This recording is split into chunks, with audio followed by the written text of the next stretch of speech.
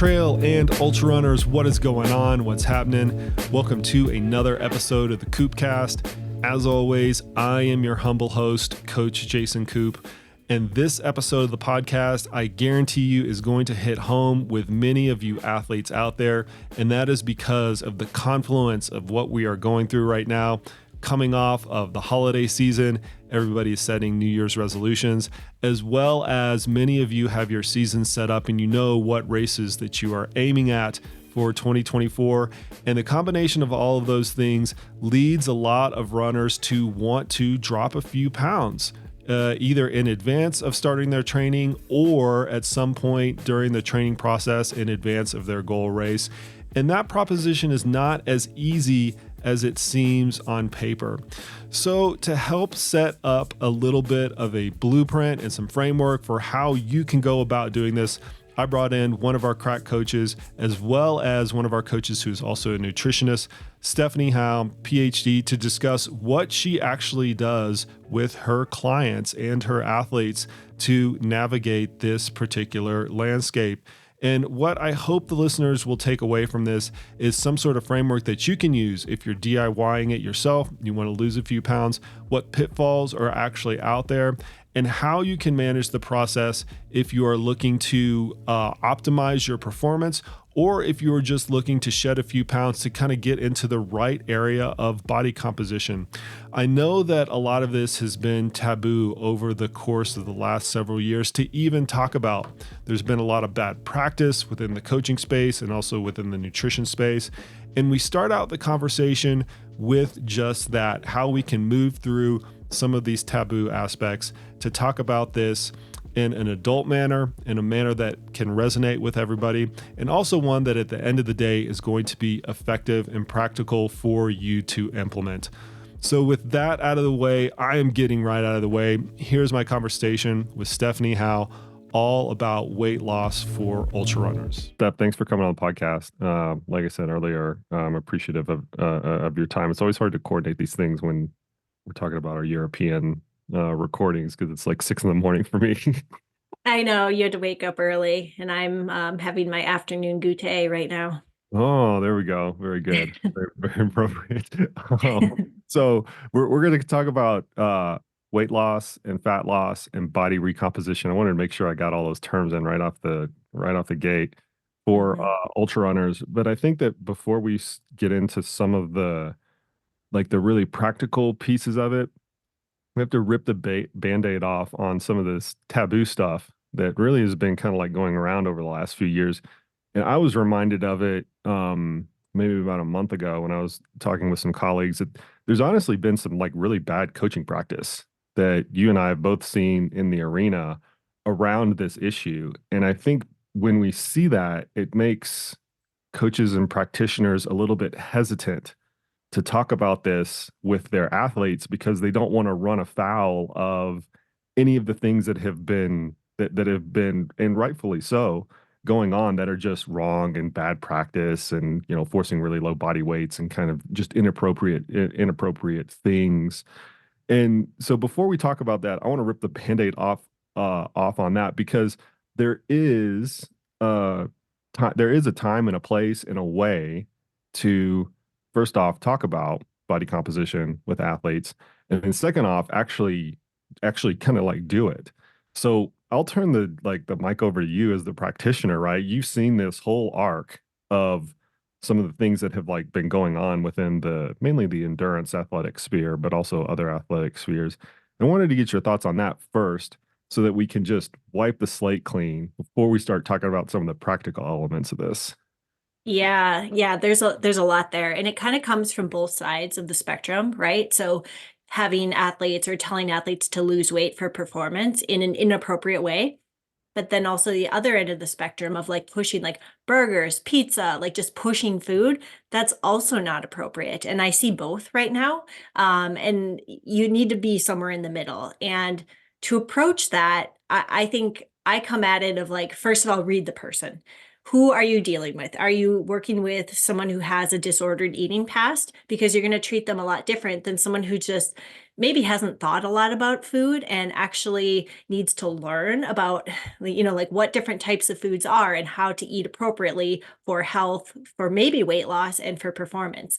So I think that's the first part of like knowing your audience and then knowing how to talk about it. We know that there's not always a direct correlation with weight loss and performance.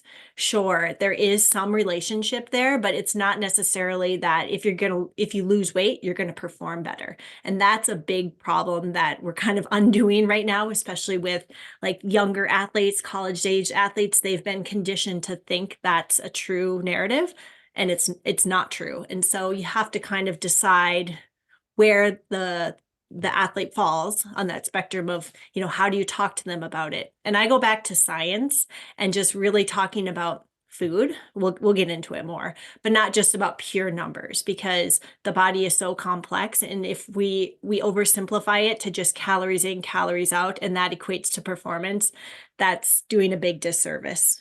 I'm glad that you mentioned like both sides of the equation there because and this is something that I've noticed just in coaching as well is that we do have to be mindful that the solution to kind of managing people with disordered eatings or with eating disorders is not simply to go say, hey, go eat this, go eat that, pizza, burgers, French fries, fuel for, kind of fuel for this is a tactful way to go about it. And this is why I always bring in the experts because I have had athletes with disordered eating and eating disorders, and it's not something that is kind of like native to my coaching skill set. And so whenever I get like a whiff of any of that, my first inclination is to go to the experts in that arena and say, "Hey, help me help this athlete, right? Because I want to make sure that I don't screw it up first and foremost. That's like my MO is just making sure that I don't screw things up." And I realize that in this arena, especially for high performance athletes who absolutely need to do the right things in the nutrition world, it's something that just needs to be kind of more carefully managed, I guess is the vocabulary that I'm looking for, more carefully managed than just throwing things out to eat or not eat. Right, right. And I go back to thinking about a different area of expertise. You should definitely use the expert. Like, I don't know how to fix my car. Just because I have a car and I drive one doesn't mean that I can tell someone how to fix it. So I go to the mechanic and they're going to tell me how to do it because that's their area of expertise. So same thing with nutrition. And it's even more nuanced because you make so many decisions every single day about eating.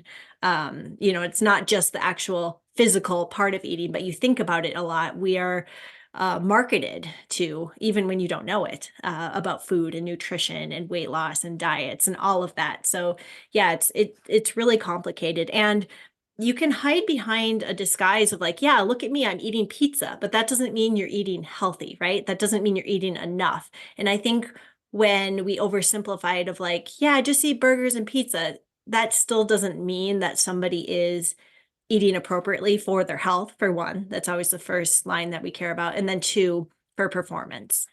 Right, 100%. Okay, so let's start to peel back some of the practical pieces of it. I think first off, let's put a layer of I hate to start podcasts out like this because it seems so boring and dry, but we've got to have a basis for conversation in terms of some of the terms that we're going to talk about. And that when we talk about weight loss with athletes, we tend to lump weight loss into kind of a big broad category that we can slice up a little bit more precisely based on the situation that's kind of in front of you. So weight loss could constitute of fat loss and or body recomposition, which could be a combination of both fat loss and muscle gain, which sometimes doesn't actually result in total body weight loss, but then you have a higher performance athlete because of that body recomposition. I want you to kind of elaborate a lot better than I'm stumbling through it on those pieces, just so the audience will have a kind of a frame of reference when we start to bring this terminology back up. Yeah, so weight loss is just like the scale, right? The number on the scale. And that can change based on a variety of things that are maybe not actually real weight versus like water weight or, various different things. But it's just the amount of gravitational pull on you. I like to remind athletes that because then it doesn't seem like this big, scary number. Body composition or fat loss is totally different. So your body is made up of lots of different things. We lump it into fat and fat-free mass. And when you're actually changing your body composition, you can lose fat and gain muscle, and that's going to change your percent body fat, and that's actually advantageous usually for performance. But that scale, that weight loss, may not change. When we are losing weight, we can't really spot train or pick. It's not like you can reduce your fat loss without doing some sort of strength training or changing your nutrition to maintain lean muscle mass. So it's kind of like they're the same thing, but they're two totally different things. And it's kind of a weird way to say it, but one is just a number. The other one is what your body is made up of. Okay, perfect. I think that's the best way to kind of like bifurcate those. So the next thing I want to go over is something that you've already mentioned earlier in this podcast, and that's CICO, or calories in, calories out. And you're absolutely correct that a lot of times we tend to oversimplify this process of body recomposition and or fat loss and or weight loss to, well, all you need to do is intake less than you output.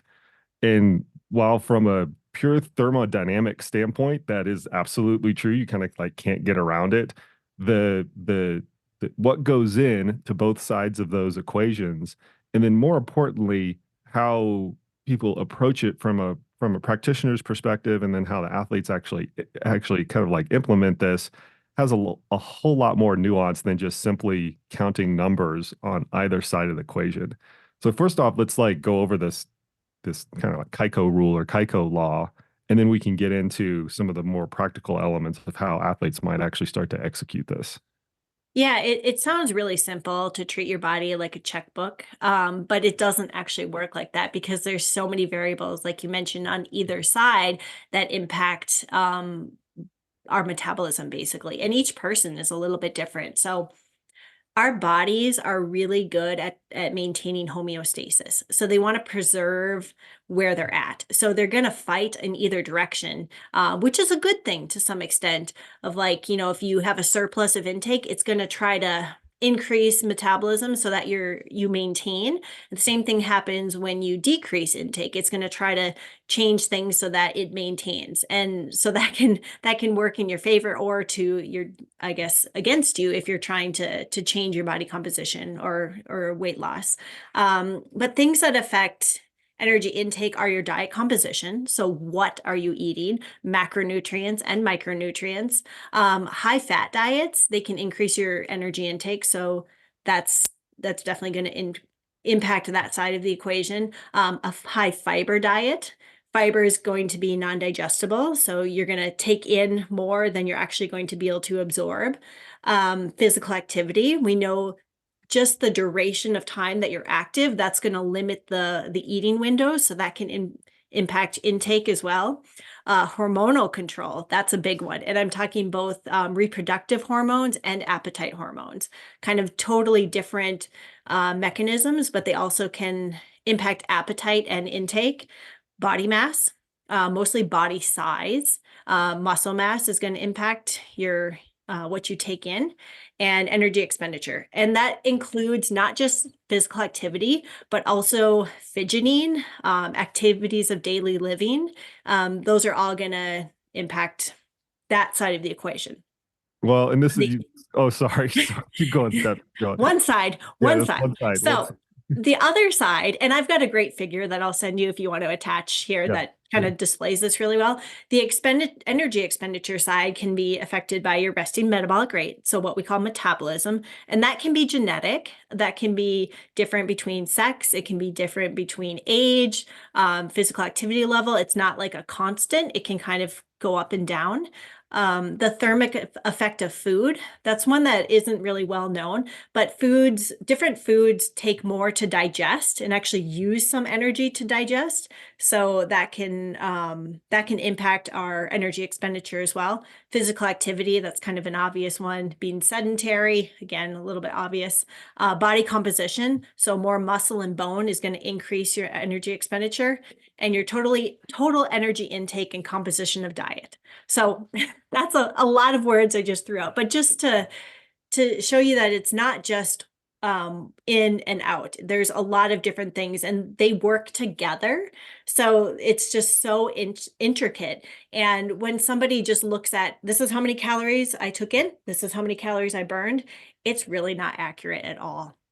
Well, so the best way that I like to demonstrate that step is something that you are quite familiar with, having worked with athletes, and that is let's just try to count the calories going in, and by doing that, I don't mean have the athlete actually try. I mean look at the research where they actually try to do that.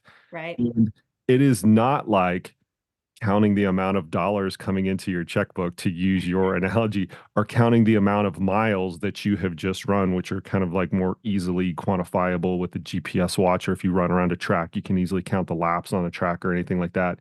Whenever done that in a research setting, it's kind of horrifically inaccurate. I like to use that Yeah. description because I mean it's the precision and the accuracy are just so far off that it makes using any of those numbers like wholly impractical just for one side of the equation, where all you are doing is counting. That's all you're doing. Right. You're not taking into consideration any of the metabolic processes or anything like that that are way, way, way more complicated that you just mentioned. All you're doing is counting. You're looking at the size, the weight of the food, and you're trying to count the number of calories. And even that, when you try to boil it down to the most simple part of the process, is still horrifically inaccurate. And so when you get down to trying to count both sides of it, right, that's when it just becomes a whole ball of wax that it's just enormously difficult to unwind unless you're in a highly controlled setting. Yep, yep. No, absolutely. And just to expand on that, like a banana that can range anywhere from 90 to 105 calories, like same food, right? And Yeah. food labeling, we know that there is a plus or minus like 5 to 10% error on most food labeling. And so you could be getting an 80-calorie package of pretzels, but it could be actually 100 calories, and you just don't know that. So it becomes even more of a guessing game. Yeah, and that doesn't sound like a lot until you extrapolate it to the entire all of the calories that you would be taking in for a day, right? That amount of air, once you get it on the order of 2 or 3 or 4,000, which is kind of what we're the scale of what a lot of athletes would count depending upon how much they were actually taking in that day. That's when that 5 to 10% or maybe even 30% air starts to kind of like magnify and look like a really just a whole different ballpark at that point. Yeah, yeah, for sure. And that's why I like to use it as a ballpark of like you don't rely on it as an absolute, right? So you if you know you're getting around this many calories, that's an okay framework to use. But if you think you're getting 2,314 calories, you're not. And so I think just knowing that these are like kind of gray areas and you can know like you can't know absolute amounts, but you can know relatively close to what you're getting. Yeah. Okay. So now that we've got that out of the way, it's complicated. I kind of want to take the listeners through your experience, right? Your experience as a practitioner, because you do this all the time. You have athletes come to you. You're probably going to have a lot of them now. We're recording this on January That's that 9th. time of year. That Yep. time of year, I had Christmas cookies for breakfast. I'll wholly admit that. I woke up at 5 in the morning, had a couple of Christmas cookies and a cup of coffee before I started this recording.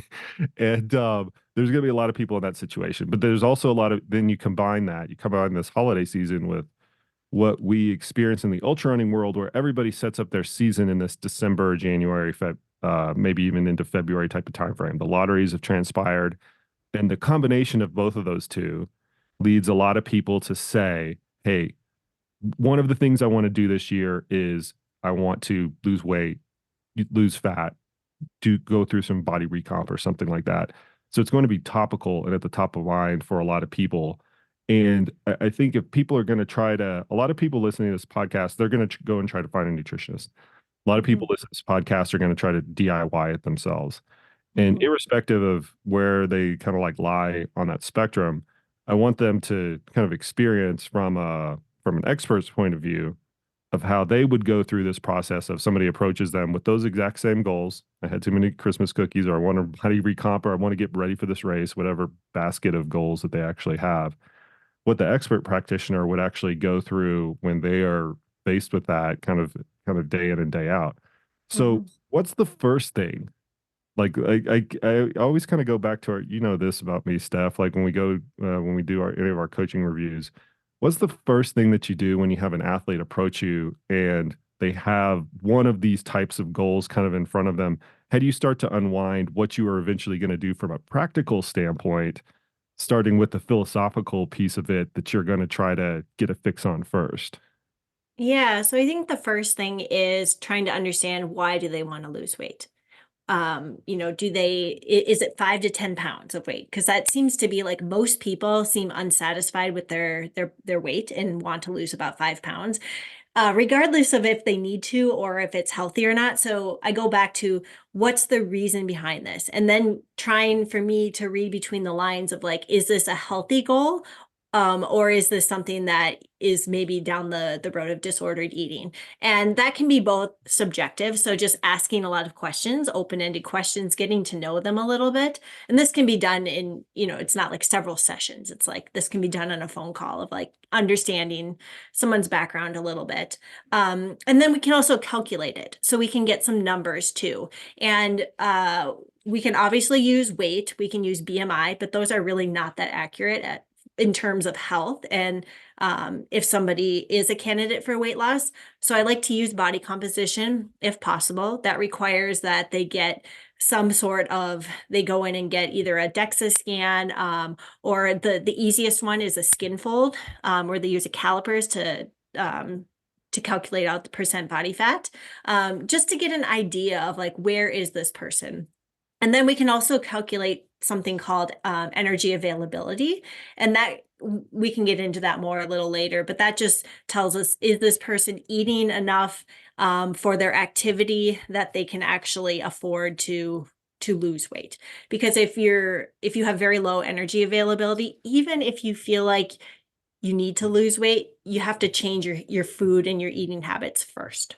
So that's a long way to say the first thing I do is get to know someone and ask them about their goals and make sure they are a good candidate. I mean, I kind of boil that down into like three prongs, right? You're figuring out first off what's their motivation? Is it performance motivated? Is it health and lifestyle motivated? Can they even articulate that? Right. And we see a lot of people come into consultations with us that have a hard time articulating why they want to train for an ultra marathon.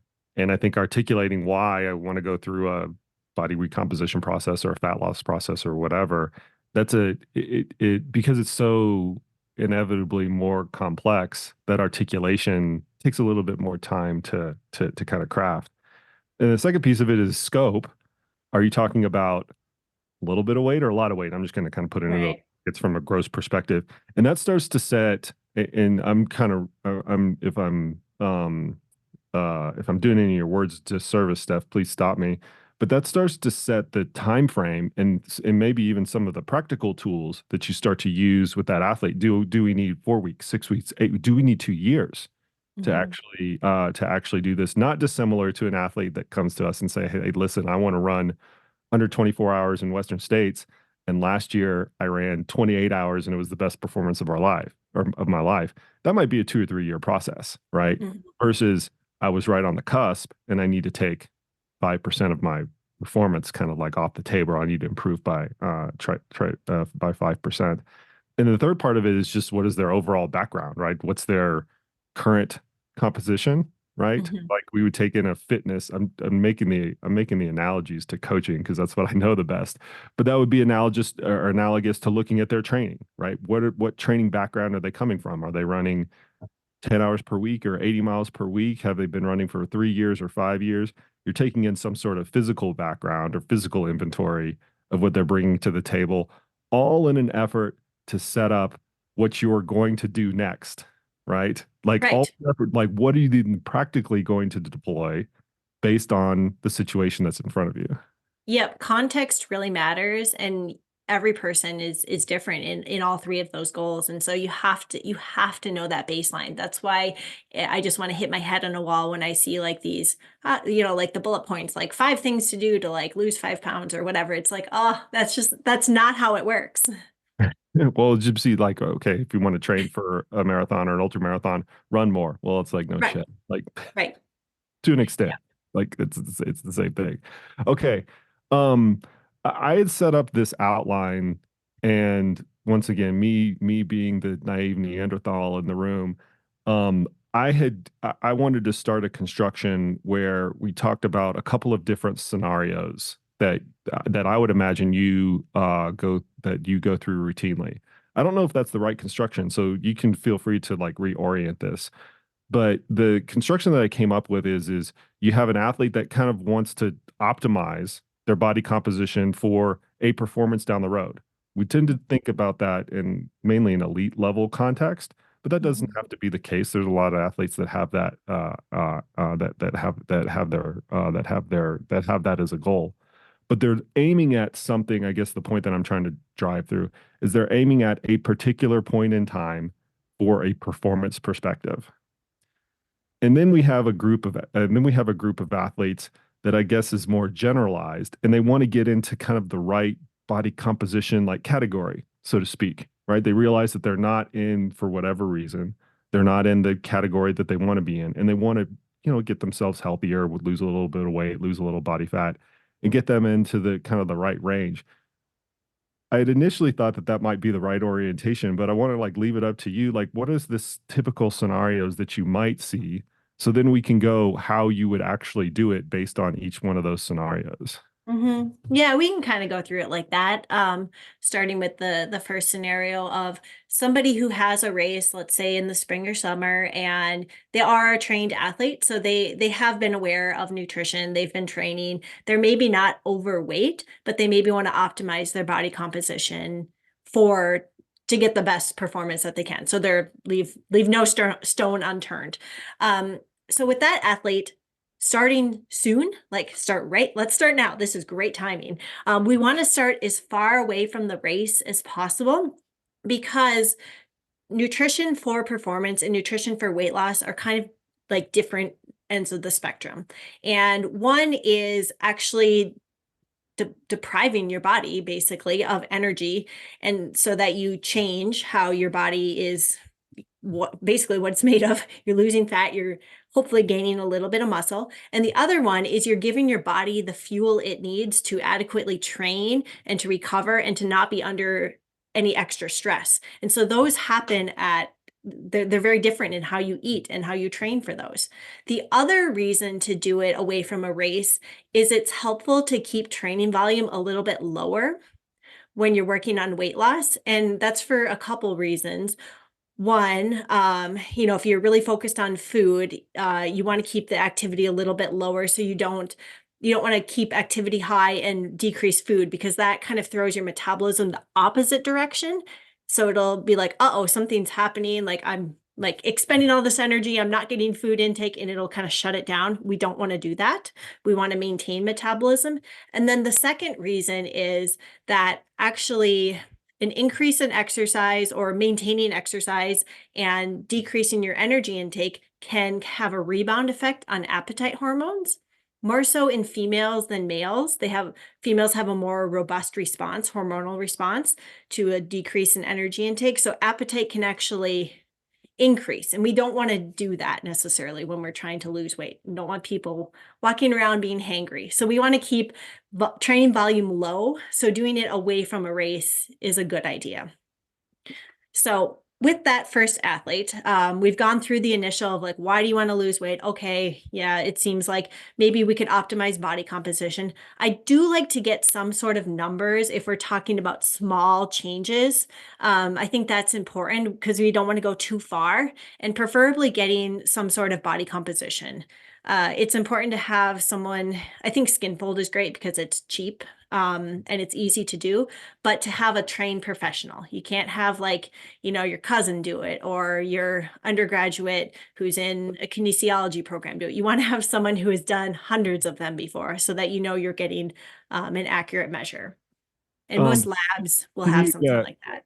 can you expand upon what like a skin fold analysis is? Because a Oh, lot of yeah. people won't be familiar with it, nor how do they kind of go about finding the right lab or the right person to actually get it from.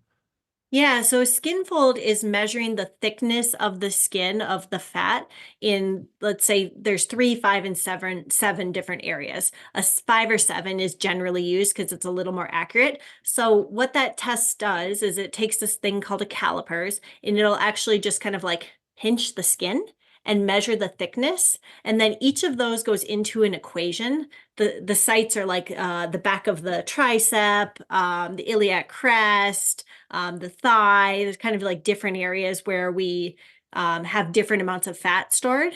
And that goes into an equation and it'll predict your body fat percentage. And it's pretty accurate against a gold standard, which is DEXA scan, or hydrostatic weighing used to be the gold standard, where you go underwater and measure the water displacement, but it's kind of cumbersome to do because you have to exhale all of your air and then go underwater and hold it.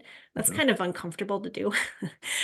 So we also do the bod pod, which is air displacement, similar idea, and then DEXA scan, which is that's measuring the density of your bones, of your fat-free mass. And so that's the gold standard. So a skin fold can be done, but the technician has to know what they're doing in terms of getting those right skin folds so that it's actually accurate.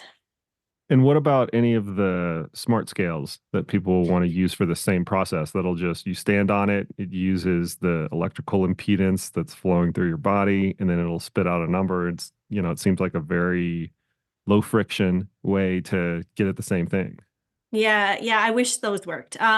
They're just really highly inaccurate. Sometimes they're reliable in terms of like you can step on it 3 times and it'll give you the same number, but they're usually not valid. So it's going to be really off from what you're looking for. An example, in college, we were playing around with these and I did 2 in a row and it had like plus 20% differences between and like I mean if you were just doing it you wouldn't know that was off. So they're just measuring how fast the current moves through the tissues because it goes through fat and muscle at different times because of the water content, and they're just not an accurate way to actually assess the amount of fat composition basically.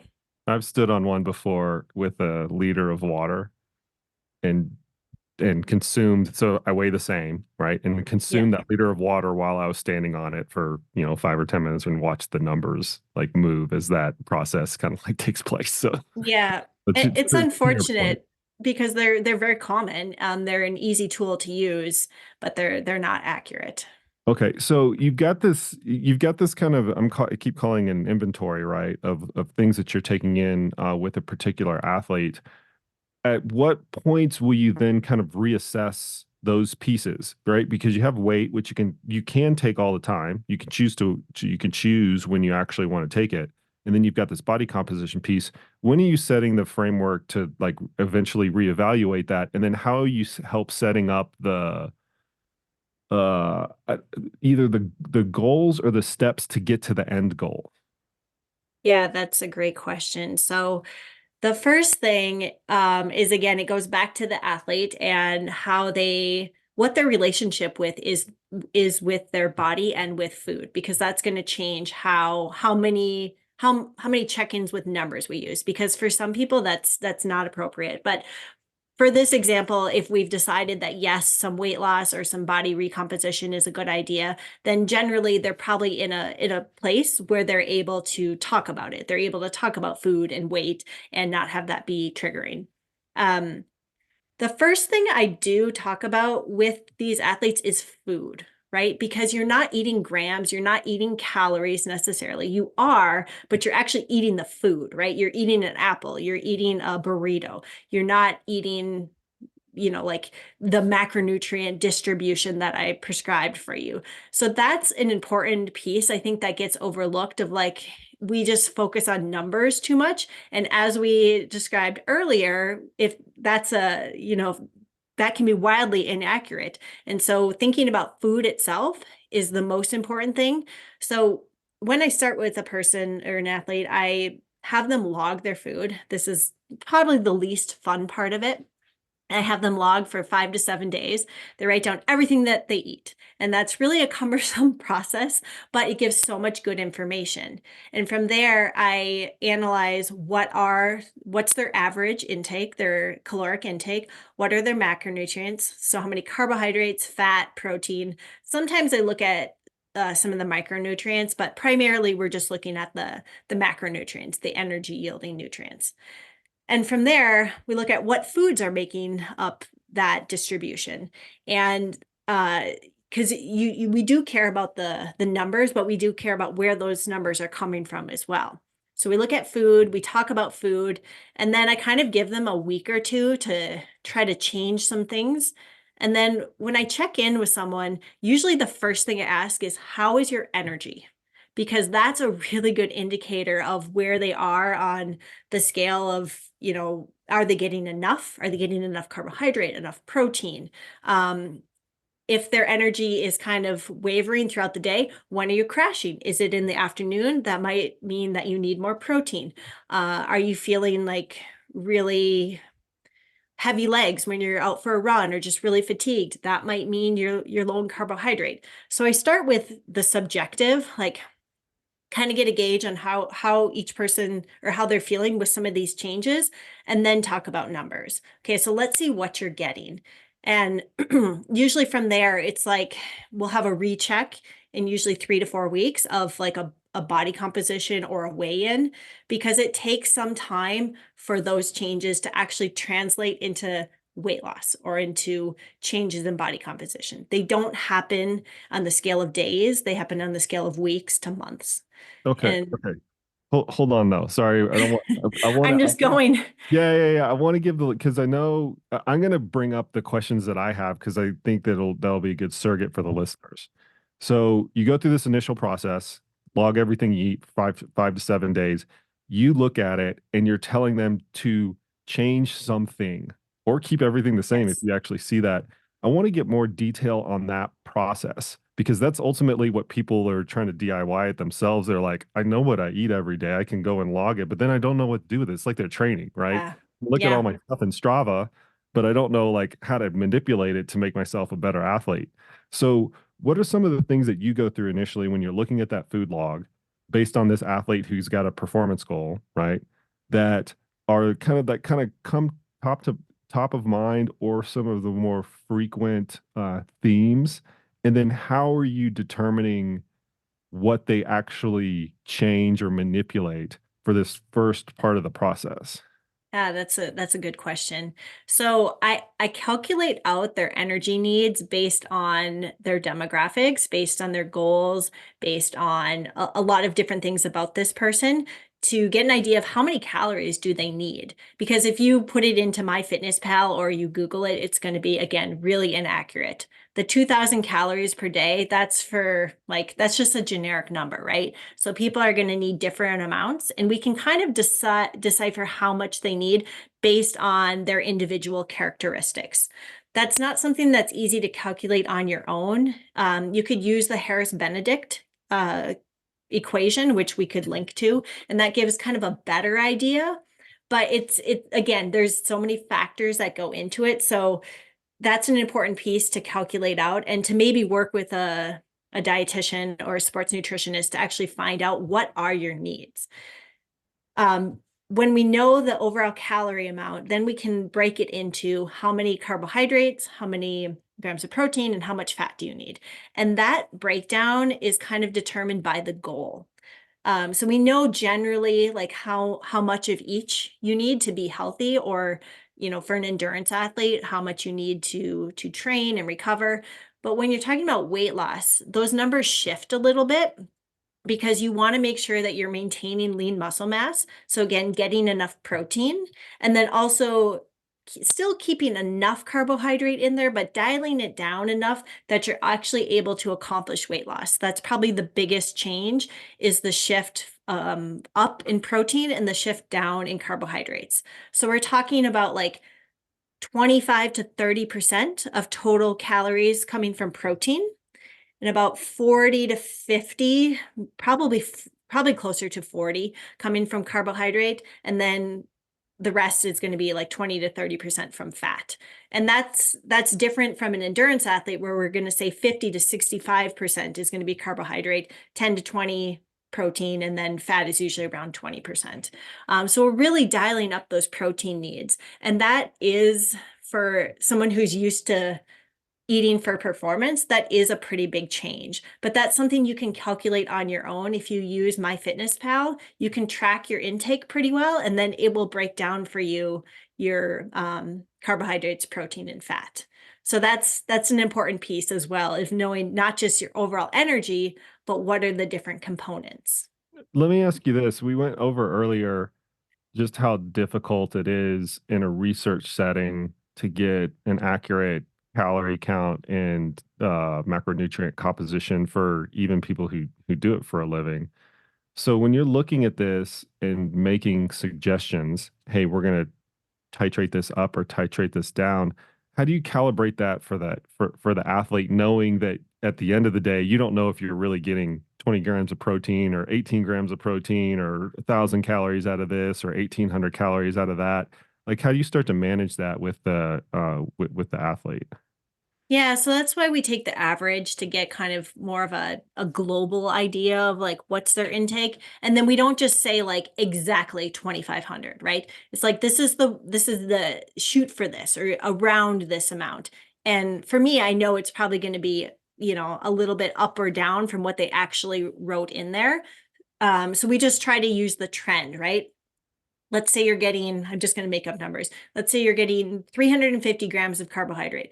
Okay, so we know that needs to be a little bit less. So on your next log, I'm going to look for something like 275 or 300. And we know those absolute numbers might not be exactly correct because there's error in logging, but we know that they're trending different. So it's lower. But that's also why I talk about food and food quantity and what are you eating and getting to know the person you're working with, because there are people who tend to overestimate, people who tend to underestimate. And if you can read between the lines and you know who you're working with, you can usually kind of use that. You don't even have to tell them like, oh, I know you're an underreporter. You can just use that information to help you give them better recommendations. Do you ever have people who actually weigh everything out? Because Yes. there's like a group. I mean, I know people who do this, right? They weigh apps. They have a scale in their kitchen. They make all of their own or most of their own food, the vast majority of their own food. And in order to get an accurate representation of everything, they just put everything in that scale before it goes in the pot or in the skillet or anything like that. Is that something that you help athletes through as well? And where might that be appropriate versus inappropriate or impractical? That's what I always think is just Yeah. impractical to do that. I have people that do that. It's very time consuming. It kind of is like a part-time job of measuring out every single thing you're going to put in your body and then writing it down. So I do work with people who like that precision. I don't think it's necessary, nor do I think it's a healthy focus, because you don't want to have that be your reliance for indefinitely. If you need to figure it out, if you're having trouble with learning portion sizes or like, have no idea about food, then starting like that and getting an idea of like, oh, this is what 100 grams of oatmeal looks like. That's a great way to start, but to not be reliant on it, because that limits not just like the physiological part, but like the social part, the psychological part. And that's an important part of eating too, right? You want to be able to go out and have pizza with your friends, or to not have to bring your food scale with you if you're traveling. And I go back to the original point that even using that, there is some room for error. So if you're treating it so precise like that, you're not you're not actually that's not actually how it's happening in your body. So I caution people against using like really, really precise and detailed measurements, because food and energy expenditure is so much more dynamic than that. Right. You can be precise on the weighing piece of it, but that's a far cry from, because that's essentially what you're doing with a scale. You're weighing something. You can Right. be very precise on that, but that's a far cry from being precise across the entirety of the process, which includes all these different inflection points of which metabolism in your body can have an influence on that you can't measure. Right, right. And like I said, sometimes it's a great tool to use for the first week, or even, if you don't have a scale, just using the same bowl to measure things out to get an idea of how much you're actually eating.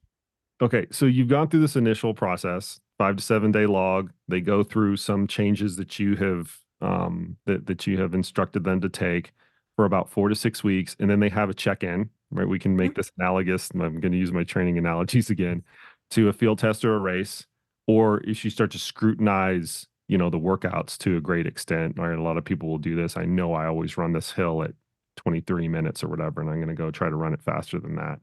You have this check-in at that point, what are you taking into consideration and what are you doing with that check-in process and what follows it from a prescription standpoint?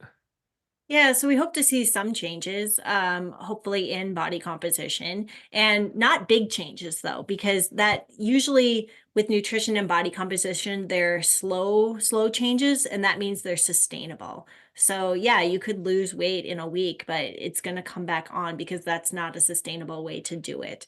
And so yeah, we look for some changes, but also being very aware of like, how do you feel? Are you able to complete your training? Are you getting through your days? Do you feel like a human? Like that's all important context too.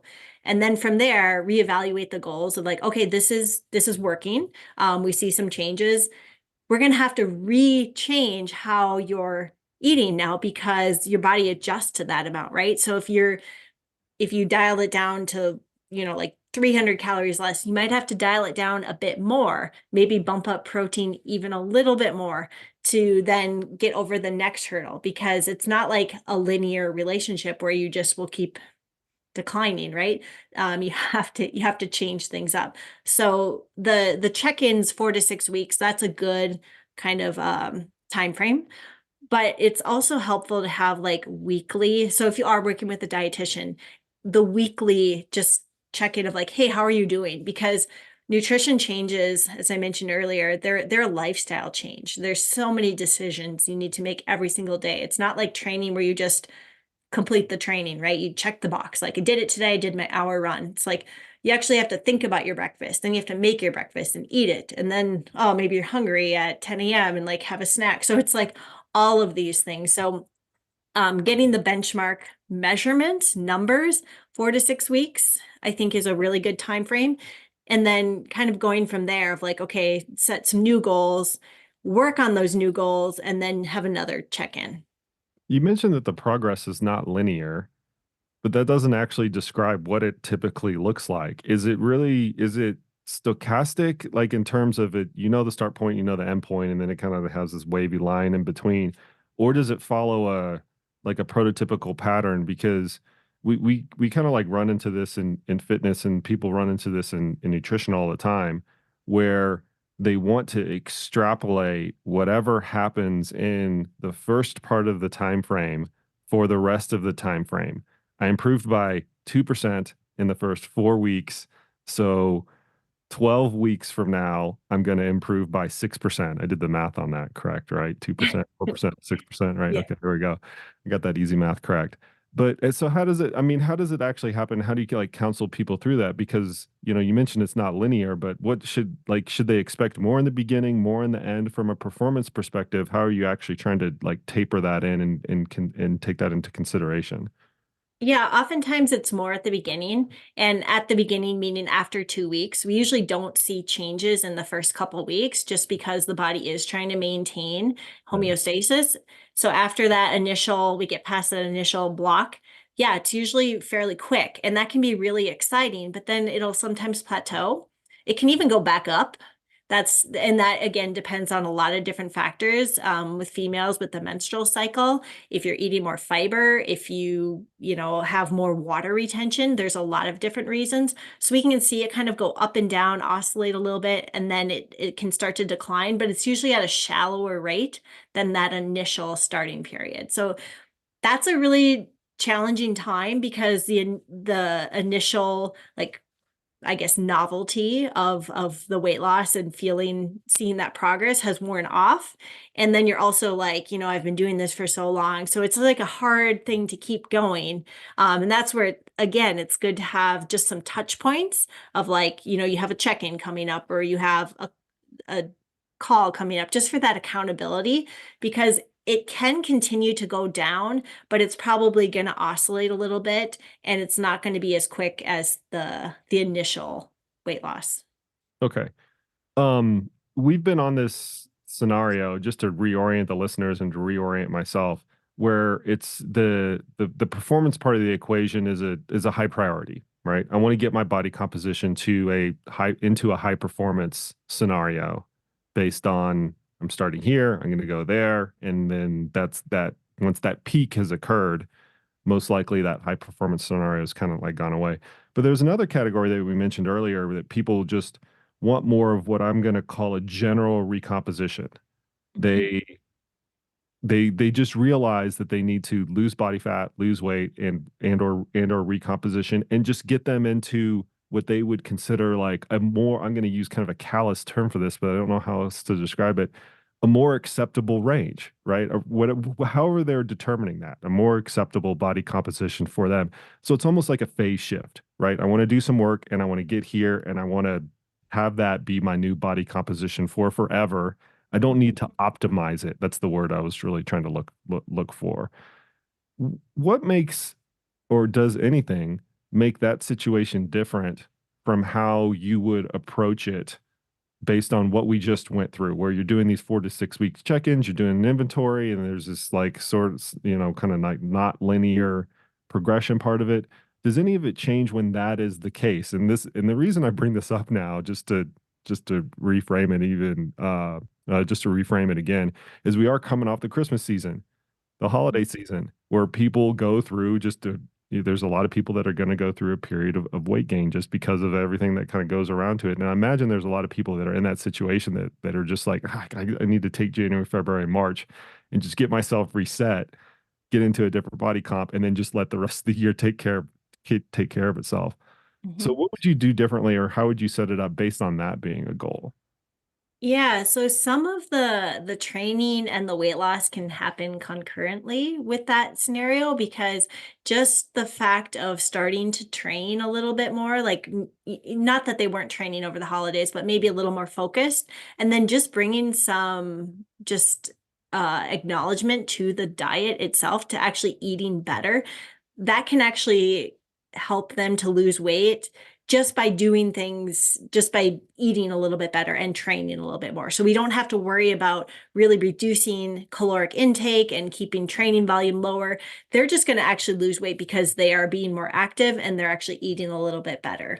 And usually with that population that you just described, there is room for improvement with diet. So we're not talking about like 1 to 2% changes. We're talking like, okay, so let's have you eat breakfast, and then Christmas cookies aren't going to be your lunch, or there's a lot of like low hanging fruit that can change, that can cause some big changes. And so in that group, I think it's a little bit easier to do it over let's say 2 to 3 months, without really changing, being so meticulous about day to day of like getting, your macronutrients set perfectly. It's just like, let's eat a little bit better.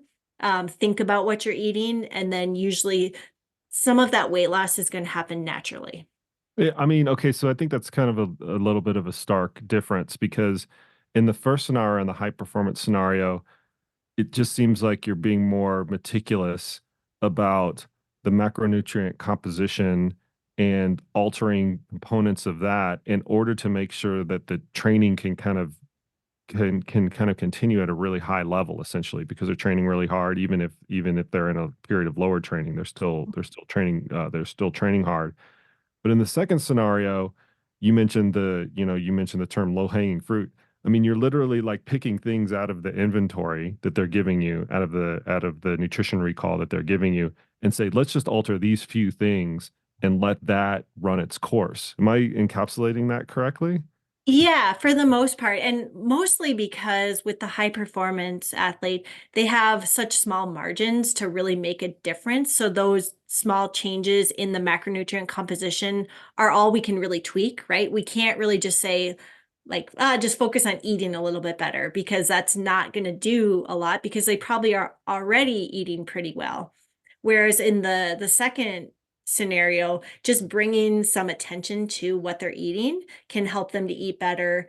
And I do care about the macronutrient composition, but not as much where we need to be so meticulous about it. We'll talk about like, yeah, make sure you're getting high quality protein, make sure you're getting some vegetables, but not to the point of like, okay, we need to make sure you're getting 70 grams of carbohydrate here or 30 grams of protein here, because if we go to the training analogy, it's like somebody who comes to you and hasn't been running and they want to run a 10K. It's like, okay, well, let's start with getting you running, right?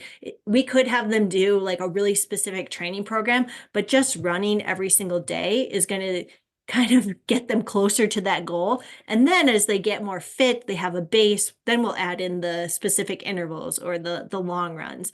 Whereas the highly trained athlete, they're already doing a lot of that. So we're just kind of like dialing things up and down because they already have maximized a lot of it. You mentioned when you're talking about the high performance athletes, one of the things that you focused on a lot is how do you feel?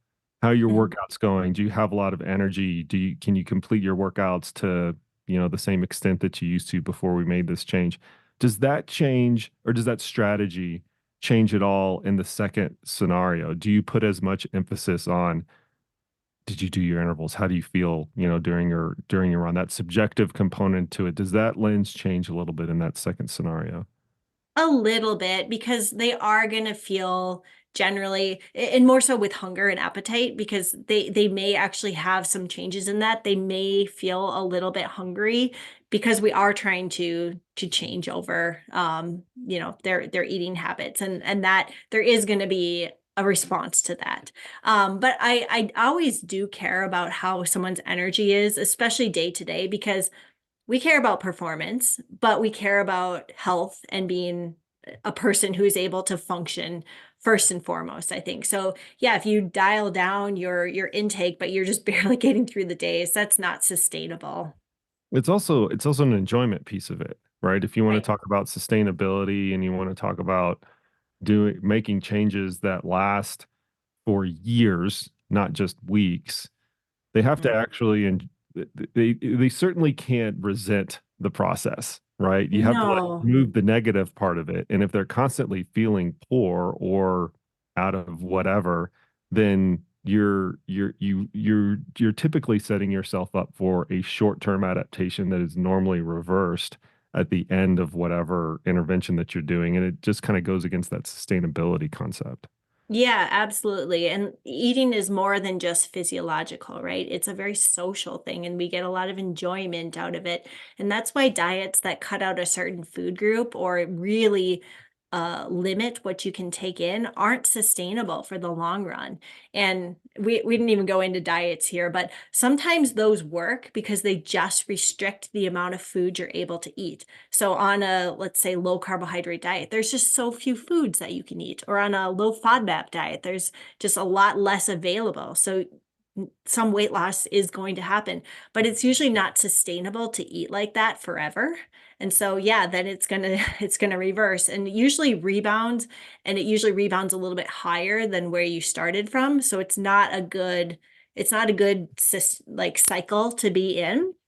So anytime I see like your diet is the foods you choose to eat. There is no like perfect diet that's going to optimize your body composition. A lot of different foods can compromise or can make a I guess a healthy body composition. Good foods for performance and also for weight loss. And there's no like eat these five foods and don't eat these foods and then you're going to be perfect. And I think we look for that sometimes because it's an easy way to conceptualize it of like, I just need to follow XYZ. It's very easy, but it's much more complex than that in a good way. Food should be fun. Ah, there you go. I appreciate it. There's that landmark study that was it's probably over a decade old right now, where they longitudinally tracked that thousands of people that were on various diets, and the ones that were able to sustain those diets for the longest period of time ended up having the best outcomes.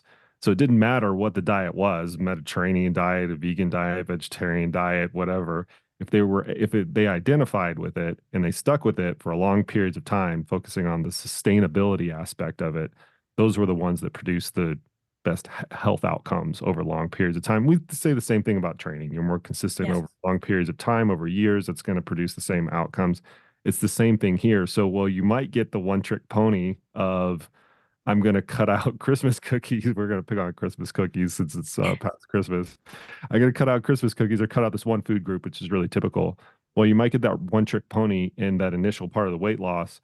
What most people fail to realize is that might not be sustainable for them in the long term once you broaden that lens out to years, not just the initial several weeks where the effect of eliminating that one food group or food type or whatever is actually having an impact on them.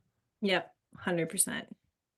Okay, I want to kind of turn the tables a little bit and talk about some of the common pitfalls that you see. Because you've run through this process with any number of different athletes, and I imagine there are a few categories of things that typically like trip people up. We've talked about the big ones, right? Make sure that you have like make sure that the diet that you choose and the things that you're choosing to eat are sustainable for you to in the long run, things like that. But when you're running through this and when athletes have, specific goals that they want to get to, and you're evaluating this as the practitioner on the other end of the spreadsheet or on the other end of the consultation, what are some of the common themes that like trip people up to where they're either getting like a false positive or a false negative, right? They either think that they're making progress and they're really not, or they are making progress and it might not appear that they're actually making that progress. Can we give the listeners some like pieces of advice to help navigate that since it is so inherently complex? Yeah, one of the biggest ones, especially with let's say athletes who know a bit about nutrition and who are, you know, reading about it, maybe being marketed to, they often will fall into the camp that they think if they eat all of these superfoods or if they eat all of these foods that are super nutrient dense, they're going to be healthy, and that's going to be the best way to eat. And that can be a big pitfall because that isn't necessarily true. Eating whole wheat flour over white flour isn't going to be healthier. Shoving a bunch of things into like an oatmeal bowl of like chia seeds and flax seeds and beetroot powder and like all the whatever Instagram is telling you is the superfood or supplement of the moment. Like all of those things aren't inherently bad, but putting them all together doesn't mean it's going to be a better meal for you. It doesn't necessarily mean it's going to help you to change your body composition. It might actually mean it's going to overwhelm your gut with fiber and you're going to have more GI issues. And then kind of like, why am I having GI issues? Maybe I need to eat more of these things. So that's a common one I see a lot of, just thinking that you have to eat really clean foods, like almost orthorexic, of like eating foods that we deem are healthy and not eating anything that's an unhealthy source. I'm using air quotes unhealthy because I think most foods can fit into a healthy way of eating. So that's one I think can really derail progress when it's too focused on making sure there's like these very restrictive foods or only eating foods that have some sort of health benefit associated with them. I also feel that takes the eye off the ball because when you're focused on, oh, I need to get, this type of supplement in, or these types of micronutrients, or I need my greens powder or whatever it is, you're taking the eye off of the ball of the things that are more important, which typically are calories and macronutrient composition, like and hydration. Like Mhm. I went through this with a friend of mine the other day where we were talking about some of the green powders and things like that are getting more popular. A lot of the benefit that people see with that is you're just drinking water at the first part of the day. You're waking up and instead of having coffee, which is what I did this morning, I woke up and I had coffee and Christmas cookies, substituting it with primarily water that has something else in it. If you were to wake up and just have water, it would have almost entirely the same effect, if not entirely the same effect. And that, once again, to your point, it's not inherently bad to do that unless it's having some sort of downstream effect in any number of different ways. It's taking your eye off the ball, you're too over focused on it, all of these other things that can kind of impact it. And so when I look at it, I look at it as a focus thing. Like if you really wanted to have the impact, instead of making sure that you had this supplement or whatever it is, just hydrate yourself better at the beginning of the day and then realize that that's the effect that you're going to get. Right, and save some money Yeah, along save the some money along the way. Okay, we'll stop picking on the supplement companies. Let's get into an area that I want to get your opinion on how it might trip people up, and that's the menstrual cycle with female athletes. So way. if you're going through this process of monitoring their body composition and and perhaps monitoring their weight along that process, how might that trip some athletes up in terms of what they're either seeing within any of those numbers or how they're actually viewing their progress? Yeah, with how the menstrual cycle will change that Yeah, specifically. yeah. Yeah, so we know that fluctuations in hormones can change body weight basically throughout the month. There's different fluctuations. And so you may not change anything actual fat or body composition, but your body may have more water retention. And that could look like you're not making progress or you're going the opposite direction when in fact it is just a byproduct of changes in hormones. Maybe you're ovulating or maybe you're on your period. And that does change. That's a very cyclical change for females. And also why we don't track weight day to day, right? Because there are so many fluctuations. So we look more at trends because within the month it's going to fluctuate. And so that's one end of the spectrum. The other end is when maybe this is more in like, when you're tweaking your energy intake on a very small scale. We need to make sure that there is enough energy availability so that females don't lose the menstrual cycle. And that's really tricky because everybody has a different point at which their body is going to function physiologically. And we can estimate where that's going to fall based on a few numbers, mainly body fat percentage and even better energy availability, which includes body fat percentage, fat-free mass, energy intake, and the exercise energy output. So all of those factors go in and we can come up with a constant of how much extra energy is left over. But even that is just an estimate. So I think it is important when you are trying to change body composition to track your menstrual cycle, to track how you feel over the month.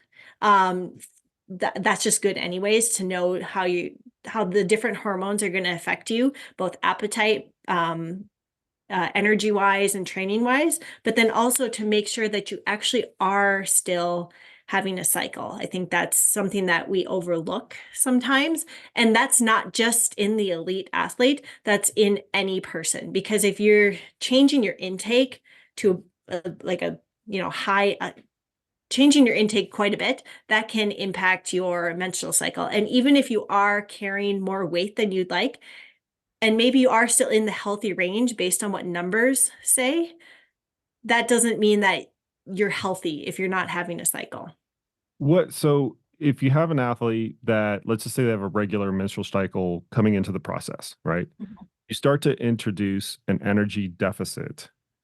Are there any red flags that they can look for to whether that energy deficit might be too much or be causing too many downstream effects in terms of how their menstrual cycle gets affected from the time that they start the energy deficit to their next cycle? Meaning, is it longer? Is it shorter? Do you feel differently during it? Are there any things that they can take kind of like cues from to tell them that whatever they did during that intervention period from, they started an energy deficit or they did some sort of macronutrient recompetition composition or whatever, to where they should look at that and say, I need to do this a little bit differently. It's not sustainable. Yeah, any changes in the number of days between cycles, sometimes they lengthen, that's the most common, but sometimes they actually shorten. So any big changes like that could be a sign like, that's a yellow flag. Let's see what happens next month. If I think a good rule of thumb is 3 months. If there's changes for 3 months or an absence of menstrual cycle for 3 months, that to me is a red flag of like, okay, we've gone too far, or maybe it's not enough carbohydrate or something along those lines. It's like that was too much of a stress in your body. Not that you can't handle it. I think that's like, it's not like you're not tough enough. It's just that was too much for your body to function in a healthy way. So let's dial it back a little bit. So that's something that I'm definitely aware of, and why it's important to have those conversations with athletes, from like a training perspective and from a nutrition perspective. I'm glad you mentioned the you can probably handle it piece, because even we're talking specifically about female physiology, and that's absolutely true. You can handle not having, quote, handle, for those of you that are not watching the YouTube version, is in air quotes there. You can handle that. You will survive if you lose your period for 3 months or even a year. You'll survive. You might not survive very well, or you might have impaired function, or it might have downstream effects. But don't look at that as something that you should necessarily just kind of grunt through. The same thing is true when we're talking about energy deficits as a whole. You can absolutely have massive energy deficits and lose tons of tons of weight for 3 months, 4 months, even 6 months. I mean, everybody remembers The Biggest Loser, which is a really popular, TV show about a decade ago, where they had these contestants lose a few hundreds worth of pounds over the course of a few months. And people like that because the transformation was so radical. Very few of those people ended up sustaining that weight loss. In fact, most of them there's a lot of articles and research that's been done on this since then, end up putting on that weight and then some afterwards, because that thing that you could tolerate, that you could sustain for that short period of time, was not sustainable over long periods of time. So I'm glad you brought that aspect up, because of it's true across the entirety of what we're just talking about. And if anything, I hope the listeners can kind of peel apart some of the framework that Stephanie mentioned. Everything that she went through is through this lens of sustainability. It's not just what you can do while she's working with an athlete for 6 or 12 or 18 months, which I can imagine is probably a typical time frame that you're working with an athlete. It's something that they have kind of a working framework that they can take away, that they can deploy for years, if not a lifetime. Right, absolutely. Yeah, and like you said, I mean, we care about like their health, their overall health too, and not just their performance. And it goes back to the original question of why do you want to lose this weight? Because that is that is the key question. Because everybody, not everybody, but if you talk to most people, they are dissatisfied with their body for whatever reason, and they want to lose weight, but that doesn't always mean it's appropriate or a good idea. Mm. Okay, so I'm going to take a little bit of a shred of that and use it as the kind of the final part of this dialogue. Are there any situations or any part of the process of you working with an athlete where you're intentionally saying the opposite might actually be true? We want you to come into this period of time heavier, or with a different body composition where you're carrying around a little bit more body fat, because you have a goal downstream that's going to require X. When is that part of the equation, as you were just talking about? You have an athlete that, hey, I want to have an optimized body composition for XYZ type of competition. When does it enter Yeah. the equation where you actually want to increase their body mass, or increase their body fat, or even increase their muscular mass, right? The amount of muscle mass that they have throughout a period of time. When does that situation actually come up? So anytime that you're going to put your body through a really stressful event, and that can be a training intervention, so like a training camp, an altitude camp, that's going to be something that puts your body a lot of stress, or let's say like a project that's going to require multiple days of running or hiking or moving your body. Even like some of the longer, like 200-mile plus races, like that's a pretty stressful event on your body. And going into those underfueled or underweight is going to really set your body, set you up for a poor performance or a poor outcome after the event of just too much stress in your body. So I think particularly in order of importance, like if we're going to go into a training camp to really try to get an adaptation, you want to go into it in a good place. So you're able to handle that extra stress. So I think of altitude a lot because that's typically something that we see like, marathon and shorter runners doing of like, going to altitude to put all of that stress on the body to get the training adaptation. But you have to make sure that your body can handle that stress because if it doesn't, it's just going to kind of eat away, if you will, at what you have, and you're not going to get the whole benefit of it to start with. And I think the same thing for these longer ultras, you don't want to go into them underfueled or underweight because they are such a stress and strain on the body. Well, and that's the typical juxtaposition that most people are in is they're trying to optimize for a particular competition, but because the competition is so stressful, especially in an ultra, and I would say this even in a 100 miler, going into it with a little bit underweight and in an energy deficit, although your body weight might be lighter, is probably going to produce a worse performance than going into it a little bit overweight with an energy surplus because your body is just in a better position to perform, and weight is not such a huge consideration as it is in other types of running events.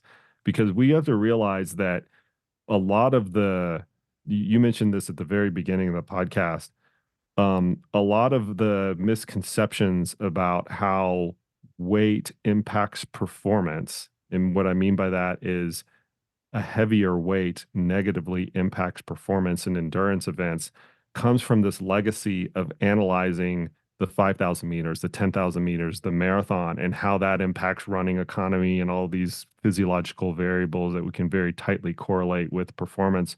Those things start to break down even more than they do in the marathon type of distance once you kind of like move up to ultra marathon. What that means from a practical standpoint is while we might say, well, if somebody's 1 kilo less going into, a marathon, that impacts their running economy by this, and then therefore they can run faster. Those correlations start to break down pretty wildly as you go up in duration. And so the penalty that you might pay for going into something a little bit, quote unquote, overweight is really so negligible because the performance is so more multifactorial in an ultramarathon situation that you're better off hedging on the side of having better energy availability and just having better, overall physiological capacity than trying to optimize for body weight. There's this book, and Matt wouldn't mind me mentioning this because I like Matt a lot, that Matt Fitzgerald wrote several years ago called Racing Weight. And there's tons of dialogue that we can have about that. But the whole orientation was optimizing your body composition, your body weight for a particular race and how you can actually get to that. That strategy of doing that in an ultramarathon situation is really is probably inappropriate for the duration because the quote unquote racing weight does not have as big of an impact on the performance side of things. Right. You nailed it. That's exactly how I think about it too. And instead of focusing on the weight itself, I think focusing on like what you're eating, and maybe even staying away from the scale as it gets closer to a race, because there isn't a race weight in ultra running. I think if you're well fueled, you have the energy to train well and to recover well. That's a good sign that your body is in balance, and you can almost use that and keep the scale away, because I think that can give a lot of anxiety for some people of like, oh, I'm 2 pounds heavier than I was last year at this time for this race. Just like let that go and like think about how you feel and make sure that you're eating right. And those are two things that you have control over that can really impact your performance in a positive way. Yeah, 100%.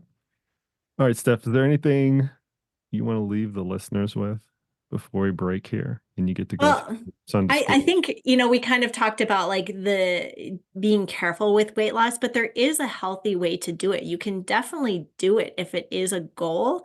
Just be mindful of the timing of doing it away from a race and working with somebody, or doing it in a way where you know it's going to be a long-term project. It's not going to be something that happens overnight, and it should be slow progress for it to be sustainable. That is a brilliant way to leave it. You can always focus on the long game. You're never going to go wrong when you have long time frames to work with. Steph, thanks for coming on the podcast. I know this is top of mind for a lot of athletes right now. And I imagine come January of 2025, I'm getting my years right now, 2025, we'll probably revisit the exact same thing because it's going to go over and over and over and over. Yep. Yep. All right, folks, there you have it. There you go. Much thanks to Steph for coming on the podcast today and taking us through her framework on how she works with athletes that are in a similar situation to a lot of you out there that are looking to lose a few pounds, either from the onset of the season or throughout the course of the season. I've always appreciated her insight and her guidance and her counsel in this area. If you would like to bring Stephanie on in this capacity, I have a link in the show notes for how you can actually get in touch with her, because let's face it, you can DIY this stuff yourself, but it's not the easiest thing to do. And a lot of the things that we mentioned during this podcast, I think, illuminate that quite well. With a similar tact, those of you that are paying attention, you've probably noticed that I have been featuring a lot of our coaches in my most recent podcasts. And that is very deliberate. I'm not going to lie to you guys. I know that a lot of you are thinking about bringing on a coach to help you with this process of training for ultras for 2024 and beyond. And we would love to bring you on as a CTS athlete. So if that is something that you are considering, hit me up on social media, or you can visit the link in the show notes, which is trainright.com/ultrarunning. And you can learn all about the various coaching options that are there, as well as the coaches that are available for you and that might suit your needs the best. We are always happy to take athletes through the process by matching them up with one of our coaches for an initial interview, because let's face it, coaching goes beyond knowing the demands of an event or even having raced that event themselves. You need to be able to have the right personality match with the coach, and they need to have the right skill set that is going to be required to work with you as an athlete. And we try to line all of those things up with an initial free coaching consultation that you can take advantage of right here, right now. I can either set you up with that or just go directly to trainright.com and we can have our athlete services team set you up with a coach that is going to be absolutely perfect for you. That is it for today, folks. And as always, we will see you out on the trails.